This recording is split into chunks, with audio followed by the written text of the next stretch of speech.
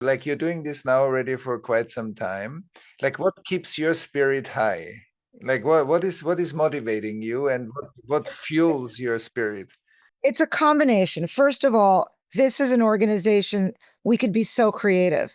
If we're passionate about something, we could go do it. When they were first doing fracking, we did a whole campaign.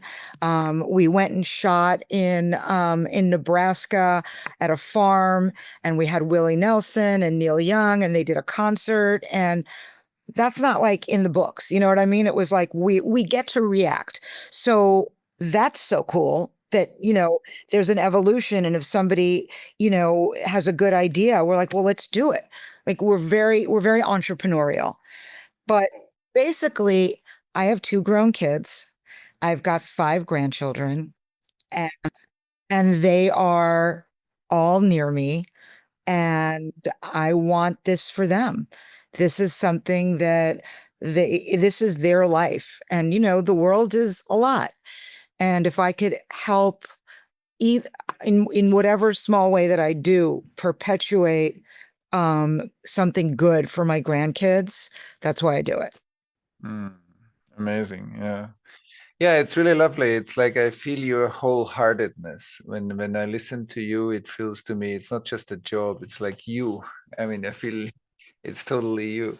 So that's really lovely, and it's very inspiring to listen to you. It makes me feel very alive and lovely.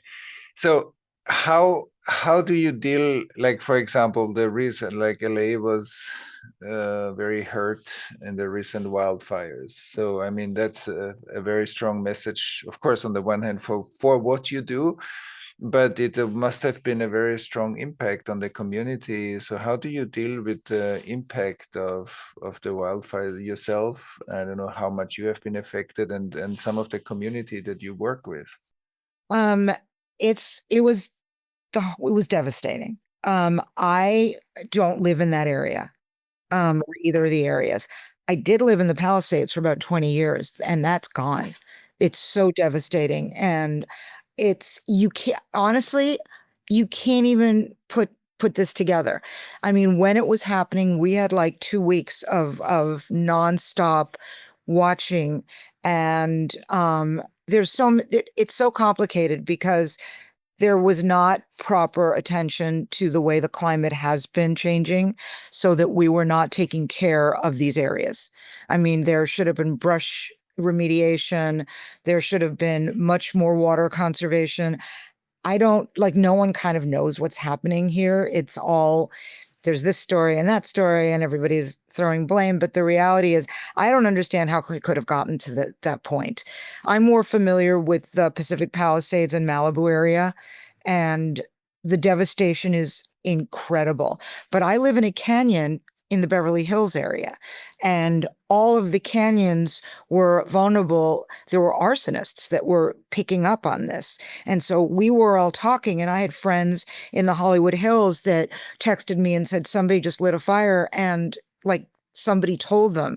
And so there was like evacuations. We left for a few days, my family, just to sort of get out of the smoke because it was so smoky. And the concern is, now what do we do? And what happens? This is going to be a decade at least of rebuilding. And even if you're there, understanding the toxins that are in the existing structures. The other thing is the ocean. It's right on the ocean. Somebody said to me, like, in the summer, hopefully we could go to the beach. And I'm like, you can't go in the ocean, can't go to the beach, because everything has run over there. The homes that were destroyed in Malibu were all beachfront. This is this is not just going away. This has destroyed an iconic part of our world. I mean, Malibu is Malibu. There's still, the north end is intact, but again, the air quality is so bad.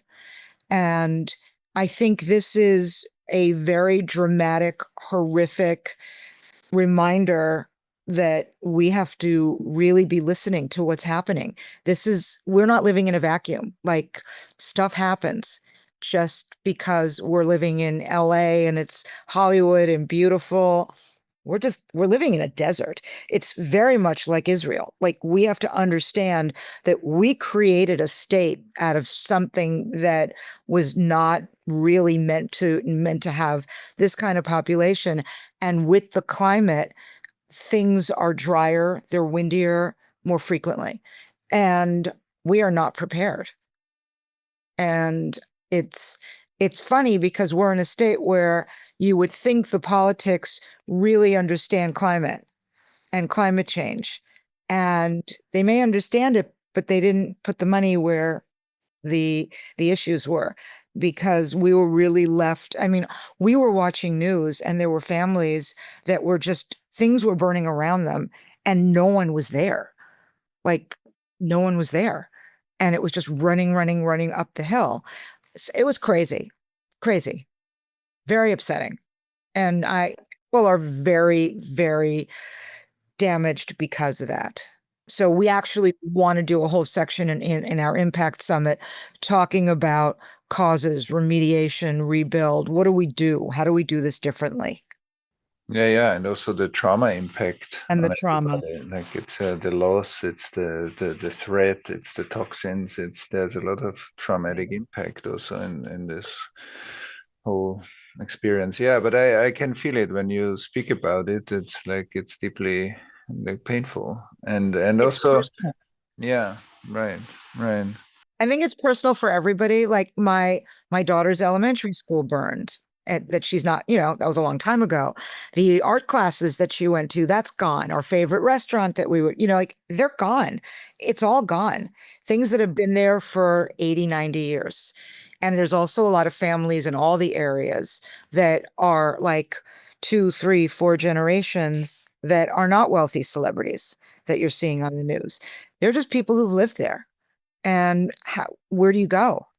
So it's just so sad. Yeah, it's very sad, and it's these things also mean something emotionally for us. All of this is part of us because we're not separate from our environment. We're Right. connected. Right. Yeah, staying a little bit on that is like it seems like there are, let's say, bigger challenges right now that are coming regarding climate change, climate work, climate movement. How do you relate? How does this affect you? Like that there is a kind of a bit of an anti-movement to that work right now. Yeah, politically and yeah, like societally. So there's like, okay, let's move on. Let's it's not so important. Like how do you relate to this?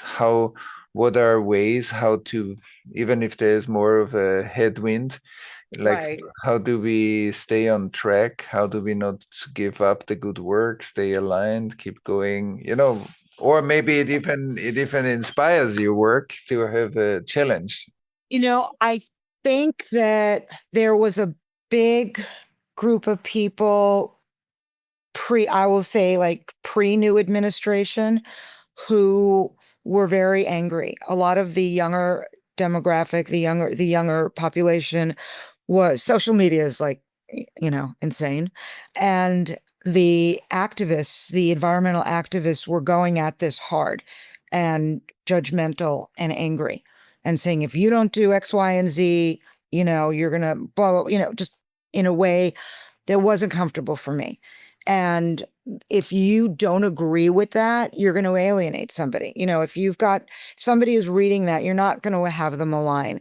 I think that nonpartisan respect for all environmental issues and our environment is the shift. I mean, we've always been like that, but which is the shift that needs to happen. And I think that we are not going to be heard legislatively. We're just not. And a lot of the work that was supposed to be done previously wasn't completed. So we lost. We just a lot of the money wasn't spent. That's going to be gone. Has to be personal action. And I think that we have to understand. I think that weather is, I mean, there was actually just fires in Long Island in New York yesterday.